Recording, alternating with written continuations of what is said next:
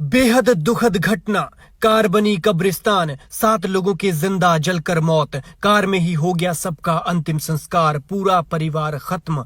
पीछे ना कोई रोने वाला बचा, ना अर्थी को कांधा देने वाला। 2 छोटे छोटे बच्चे भी जिंदा जले। सबके शरीर पूरी तरह खत्म, बस कुछ मांस के टुकड़े और कंकाल बचा। शादी के बाद गए थे धार्मिक यात्रा पर, लेकिन ये यात्रा का फल मौत के रूप में मिला। नवरात्रों में वो भगवान के दरबार, भगवान के दर्शन करने गए थे, लेकिन कुछ ही देर बाद भगवान ने उन्हें अपने पास बुला लिया और यही नवरात्रे उनके लिए आखिरी नवरात्रे बन गए और सालासर धाम की ये यात्रा द लास्ट राइड बन गई। थोड़ी देर पहले घर पर रिश्तेदार को फोन करके कहा था जल्दी वापस लौटने वाले हैं, लेकिन वो तो नहीं लौटे। लौटी तो मनहूस खबर और थैले में शरीर के कुछ अवशेष। दिल दहलाने वाली ये दर्दनाक तस्वीरें जिसने भी देखी वो आंखों से आंसू नहीं रोक पाया। उन्हें इतनी दर्दनाक मौत मिली कि जिसके बारे में उन्होंने कभी सोचा भी नहीं होगा। नवरात्रों के अच्छे दिनों में वे राजस्थान के सीकर में सालासर बालाजी महाराज के दर्शन करने के लिए गए थे, लेकिन उन्हें क्या पता था कि उनकी ये यात्रा अंतिम यात्रा बन जाएगी और पूरा का पूरा परिवार एक कार में जलकर पूरी तरह से खत्म हो जाएगा और पवित्र धाम की यात्रा करने का फल मौत मिलेगा। 7 और 4 साल की 2 छोटी छोटी बच्चियां भी इस हादसे में काल का ग्रास बनी हैं। वो ऐसे रोस्ट हो गए जैसे तंदूर में कोई मुर्गा होता है। मौके पर मंजर ऐसा था कि देखकर किसी की भी रूह कांप उठे। तस्वीरों में जिन लोगों को आप देख रहे हैं, यही वो अभागी जिंदगियां हैं जो कार में तड़प तड़प कर घुट घुट कर मर गई। ये परिवार यूपी के मेरठ का रहने वाला था। हार्दिक बिंदल अपने परिवार के साथ सालासर बालाजी धाम में बाबा के दर्शनों को गए हुए थे।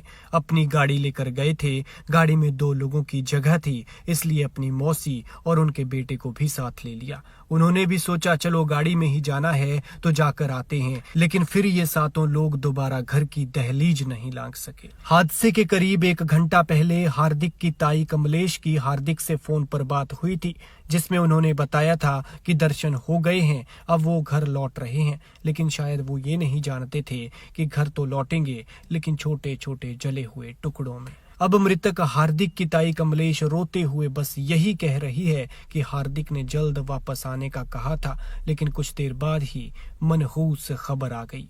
शनिवार को हार्दिक अपने परिवार और मौसी नीलम और उनके बेटे आशुतोष के साथ सेंट्रो कार से निकले थे।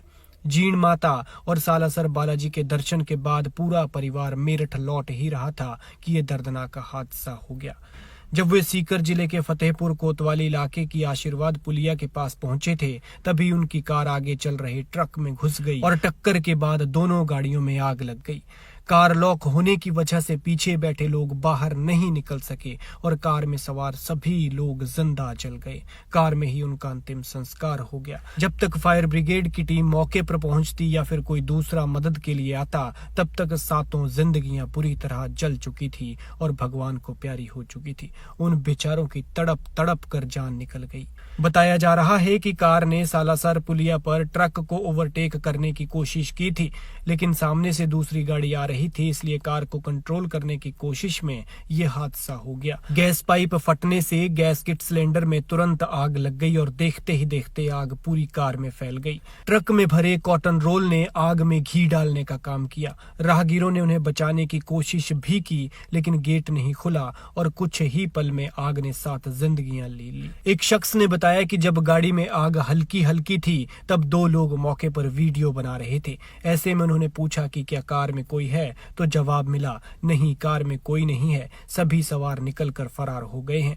तो उन्होंने इसे हल्के में लिया। उनका कहना है कि अगर मुझे पता होता कि गाड़ी में 7 जिंदगियां जल रही हैं तो कुछ भी करते, लेकिन किसी को तो बचाते। आपको बता दें कि सभी मृतक एक ही परिवार के थे। खैर, भगवान इन पवित्र आत्माओं को अपने श्री चरणों में स्थान दे और परिजनों को दुख सहन